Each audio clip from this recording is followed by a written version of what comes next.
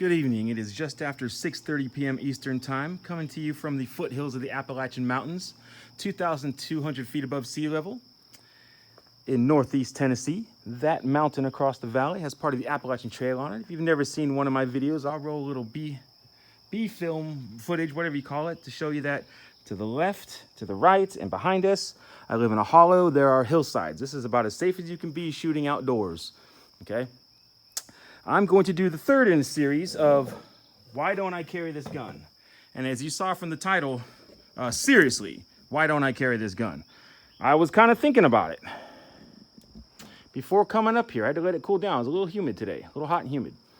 It's the Sig P320 9mm, 3.9-inch barrel. Okay, cocking slide serrations on the front and rear. Show clear. Okay, no round in the chamber, no magazine inserted. This is loaded up with 4 dummy rounds, snap caps, okay? I don't want anybody to freak out. Return the slide.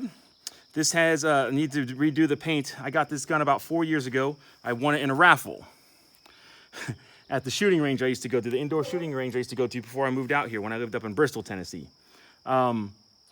They sold 50 raffle tickets, $20 each. I bought one, won this gun.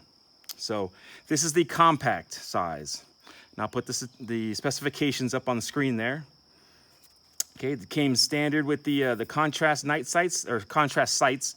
They're good size. Need to touch up the paint a little bit. Full ambidextrous slide release. Magazine release is one-sided, but it can be reversed.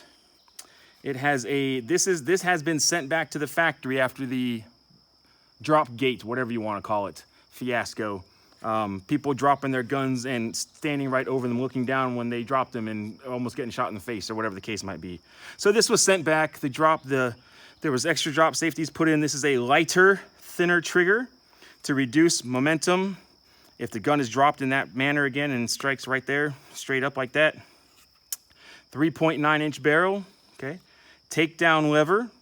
It has the wannabe, not as aggressive as, but same idea as the Smith & Wesson MEP 2.0. It's that wannabe skateboard deck tape grip, okay? Kind of like polymer sandpaper, okay? Not super aggressive, but good enough. If you want to replace the grip size, in other words, get a bigger grip for a longer length of pull, this gun is fully modular. You can remove the trigger unit, I think is what it's called. If you see right there inside the frame, that is the serialized portion of the gun. Okay, I'm not going to take it apart. I have other videos for that. If you want to look, you can. I don't want this to be a 45-minute video. I will show you the internals real quick. Once again, there's no round in the chamber, no magazine inserted. Slide lever it forward. Do not have to pull the trigger. Just rock the slide back, ride it off, okay? That's what the internals look like. This little, use this as a pointer. This little nugget right here is different, if I'm not mistaken. This little thing right here kind of looks like a bird's head or bird's beak. That is new. I want to say they've done some machine work right here. They've cut out some stuff when I sent the gun back right there on the, whatever that metal part is. They've done some other things, okay, to make this more drop safe. And that's fine. Can't fault them for that. Dual captured recoil spring with a metal guide rod. 3.9-inch barrel, like I said, lubed up with ballistol. Thank you for that, Hickok 45. This is the inside of the slide. You can see that there's machine work, but it's all top notch. Let me use my little handy dandy pointer again. This little, it's just showing up on the camera. This little channel right here is new. That's where that bird's head beak thing I showed you rides in. And you can see a tiny little wear mark right there in the slide. Very, very, very, very subtle. That is part of the drop safety and the trigger safety and all that sort of thing, okay? I'm not a gunsmith. I'm not an engineer. But you can see that little channel that it didn't used to be there, right there, okay? Small external extractor. That's what the breech face looks like. There's the extractor, okay? The front of the slide. Give you a better look down the sights if it'll focus on the front. There we go. Anyway, so let's put it back together. Why don't I carry this gun? I was thinking about it. When I got this gun 4 years ago, at the time, it was the best pistol I had. It's still, it's definitely in the running, okay? I'm gonna put in the magazine with the snap caps, and as you saw in the film, I am going to point in a safe direction. Okay, let me sit down here. Point in a safe direction, we'll do a function check. I said a safety check in the last video, it's actually a function check, okay? Which keeps you safe. Okay, I need to, I can't remember if I put it around in the chamber or not. I did not. So let's do this again. Just put the gun together, insert a magazine with the dummy rounds, drop the slide. Okay, there's a round in the chamber. Pointing in the safe direction, we'll do a function check. Okay, heard it fire. We'll rack the slide. Another round in the chamber. You hear the reset, okay? So it is working. There's the function check. Why don't I carry this gun? I would have filmed this video about an hour earlier had I not really asked myself that question before I came up here. This is an outstanding gun. I'll tell you right off, I pocket carry. I'm extremely lazy. If you saw the other two videos, I pocket carry the Sig P320. Wow, it must be humid up here. Holy cow. That's sweat from my wrist from reaching in my pocket. Sig P320. This is the difference in the size of the guns. This one's hot, so I have to be very careful. That is the difference in the size of the guns. This holds 10 rounds in the magazine plus 1 for 11. This holds 15 plus 1 for 16 total. This easily fits in the pocket. This is a sticky SM5, if anybody's wondering. Sticky small 5. Has the same sort of grip texture as the P320. Okay, same idea. Okay. True night sights. These are X-ray tritium 3-dot sights. Comes standard. Breakdown lever, same idea. Okay. Same sort of trigger, no trigger safety like the Glock, that sort of thing. I'm really nitpicking now. I was nitpicking yesterday when I was talking about the HK VP9 and why I don't carry it when I carry bigger guns, when I carry compact size guns. I carry the CZ P10C, which is right here. Okay. This is in my opinion, this is basically a Glock. What everything a Glock should be before they actually made the Glock what it should be, if that makes sense, okay? It's got a better, rougher grip texture. In my opinion, that's better.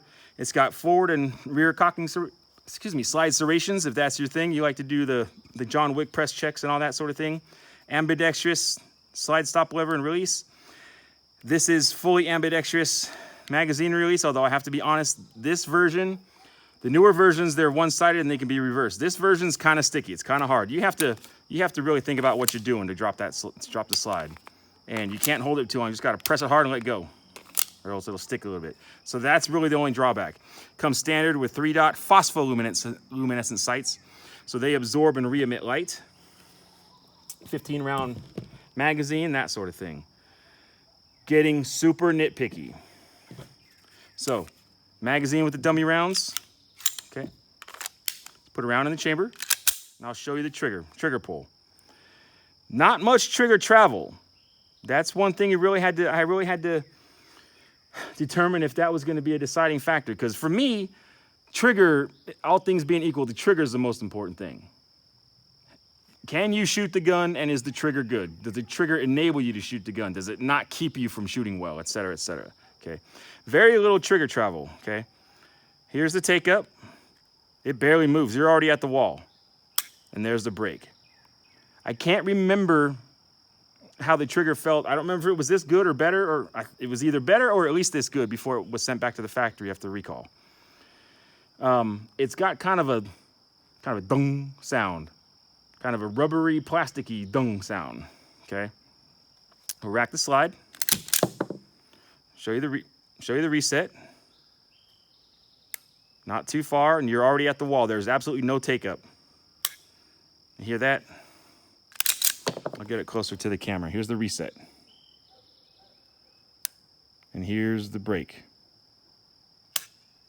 Got kind of a hollow thud type sound. The reset, and then I'll do should have one more round in there. I'll do one Just smooth, continuous movement. Okay. The trigger is nothing to sneeze at. If you told me that this was your favorite gun, the trigger was great, et cetera, and you thought it was a better trigger than anybody else, I couldn't argue. I could not argue with you because that's subjective, and there's definitely nothing wrong with this trigger. Okay. All things being equal. In my opinion, it is not the best trigger of the guns that I own. The best trigger of the guns that I own. Interesting. Okay. No, that's interesting. I just noticed that. 2 different styles of printing on the magazines. That's crazy. Huh. Anyway. The trigger's really good. Okay. Really, really good. And this gun, I shoot this gun extremely well. Hopefully I'll do it justice today. Okay, no round in the chamber, no magazine inserted, empty magazine. Okay. Comparing it to the Sig P320. Okay, no round in the chamber, no magazine inserted. Dummy rounds in this magazine, and I haven't racked the slides, so there's nothing in the chamber. Cocking serrations front and rear, just like the Sig. Okay. Replace. I think you get 2 or 3 back straps you can replace. I like that little swell. It feels good to me, and it doesn't affect this part, the web of the thumb and the forefinger and the trigger length of pull of the trigger. Okay, it just fills up my hand a little bit better. Cocking serrations front and rear. Blade, inner blade trigger safety, whatever it's called, just like the Glock. 15 round magazines. I already told you about the sights, ambidextrous slide stop lever, ambidextrous magazine release, single slot rail, like the Glock, okay? 4.02 inch barrel. So 0.12 inches longer than this. That's hardly anything. That's nothing really, okay? It definitely has a lower bore axis, and I'll put up the picture right now. In other words, the height, the easiest way to show this, okay? They are basically on a plane. They are roughly equal. The barrel, the center of the barrel, let me get a good pointer. This is where this is entering, that is the center point of the barrel on the Sig P320. Okay? The center point of the barrel pretty much comes through where the extractor is. If you go from that point up, that is the bore axis. The center of the barrel, the way I understand it, the center of the barrel versus how high up you can get your hand underneath the gun, okay? Same thing with the Sig P320. Make sure it's on film. The center of the bore is right there, basically. Carry that through.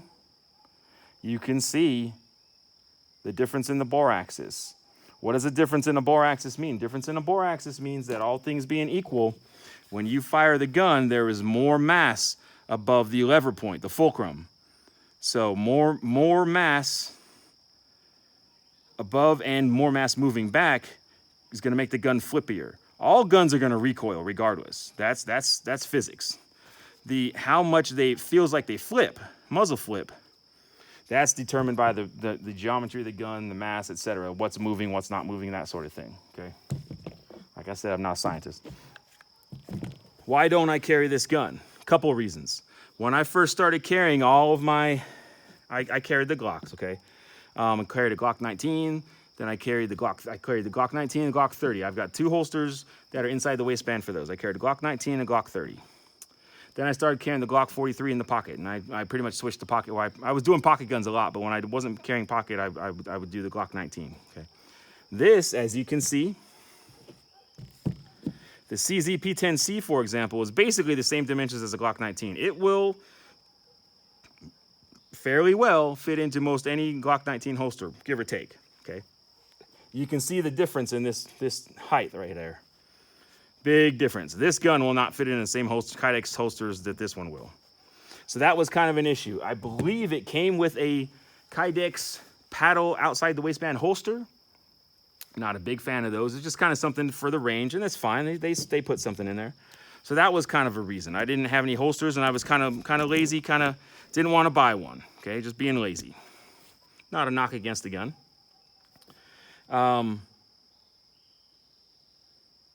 The trigger, when I first got this gun, This was the best trigger I had, okay?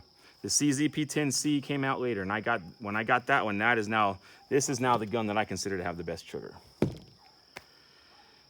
And the bore axis, in other words, the amount of mass, the bore height, the center of the bore height versus how high up I can get my hand, okay? That's how I hold it. That's what it would look like versus the CZ, let's say. You can tell the difference, okay? So you may or may not consciously notice it, but this gun will be muzzle flippier, okay? Does it affect your shooting or not? That's a completely different story. So what it really boils down to is, I don't know if I did the trigger pull on the CZ or not. I don't think I did. So dummy round pointing in a safe direction. This is the difference. It's a longer trigger travel, but it's very smooth. You're at the wall, break. It's a reset. Right there, break. There, and I'll fully release it. I'll just do one continuous movement. Okay. So,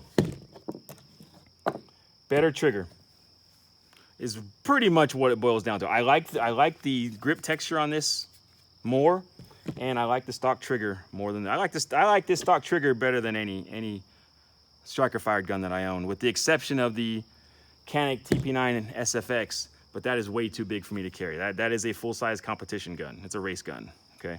It's very inexpensive. This is an outstanding gun. I have the P320 M17 in all black, the Bravo version, the full-size version that with the safety, external safety that the military is now using, the Army at least, and whoever else has adopted it, okay? This is an outstanding gun, outstanding gun. I am a fan of Sig. It had that issue with the drop safety, fair enough, okay? I don't care who you are, even when talking about Glock. Glocks are well-known, well-established, and well-deserved, have a well-deserved reputation for reliability and toughness and that sort of thing. Anything made by man can break. Glocks have trouble too. Don't think they don't. You carry a revolver, and you say, oh, revolvers are better than semi-autos. They have less things, they have less possibilities for malfunction in the way that the rounds are fired, but there's all sorts of internals in a revolver that can get jammed up. And when a revolver breaks, you're done. It becomes a very fancy, oddly shaped rock. You can do tap, rack, bang, hopefully to clear malfunctions on semi-autos, okay? You can insert another magazine, that sort of thing. Anyway, you have to compare how many failures a gun has, and they're gonna have them. Toyotas fail, Hondas fail, Ferraris fail, Porsches fail, Mercedes cars fail, okay? 15 rounds, Fiocchi 9mm, 115 grain, 1,200 feet per second.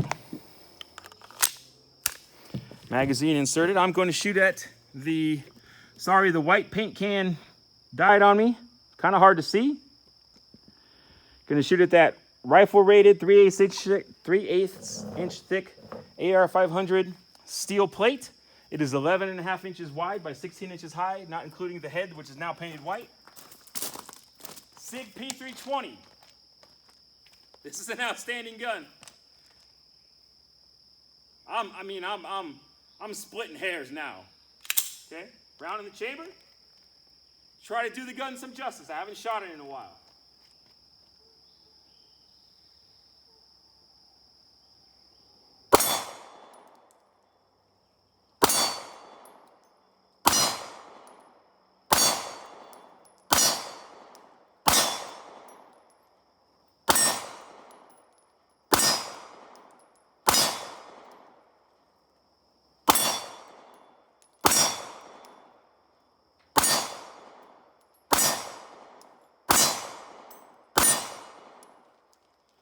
Okay, that's me. That is not the gun.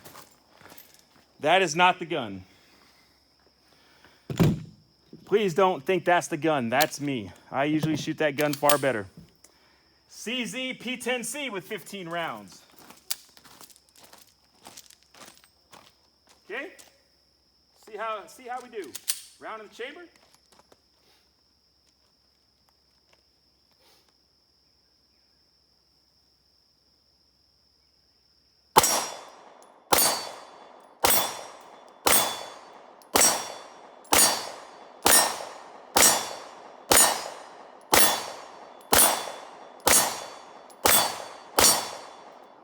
that was me.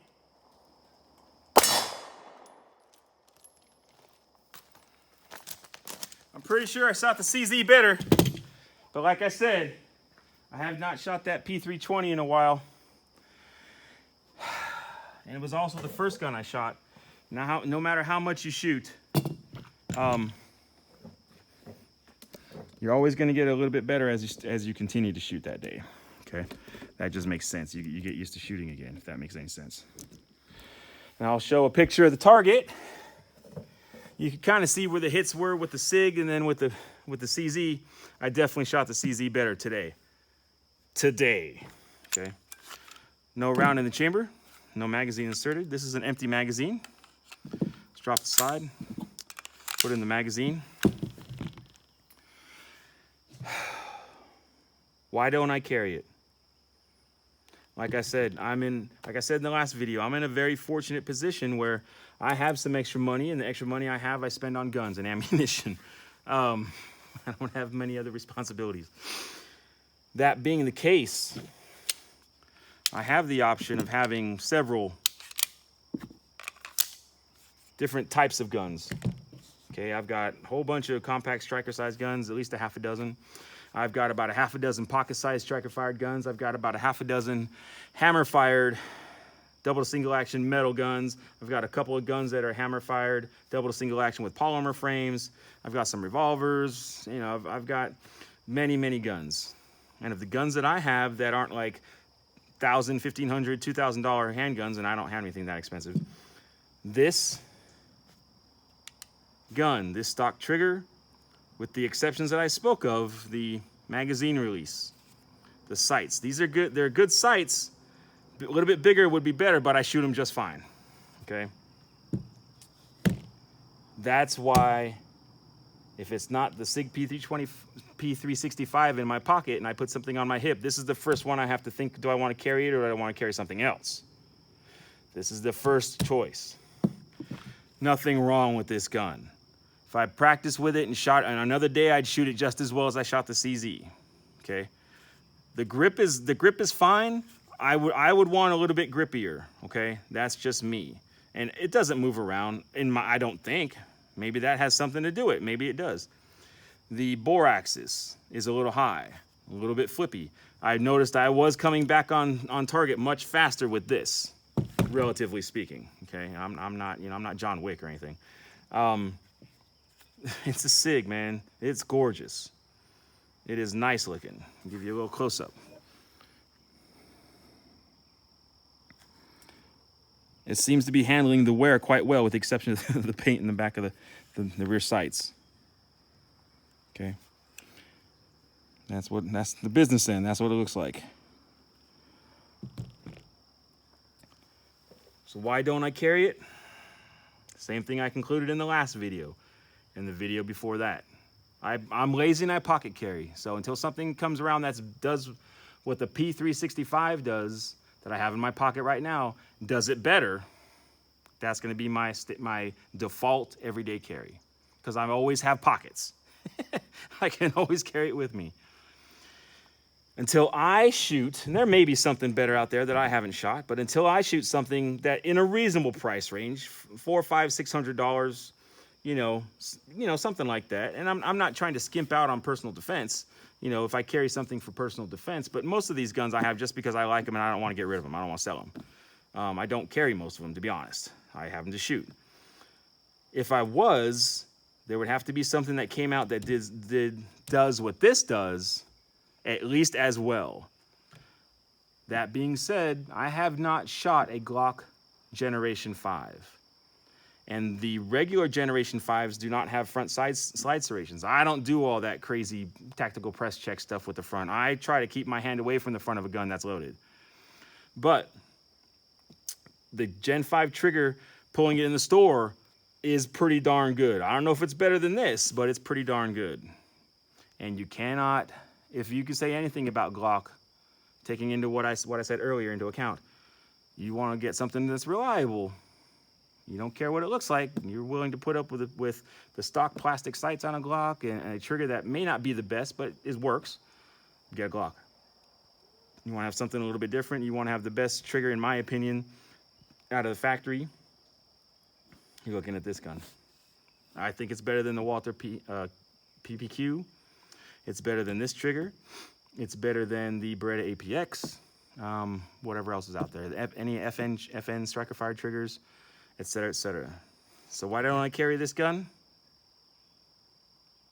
There's nothing wrong with it.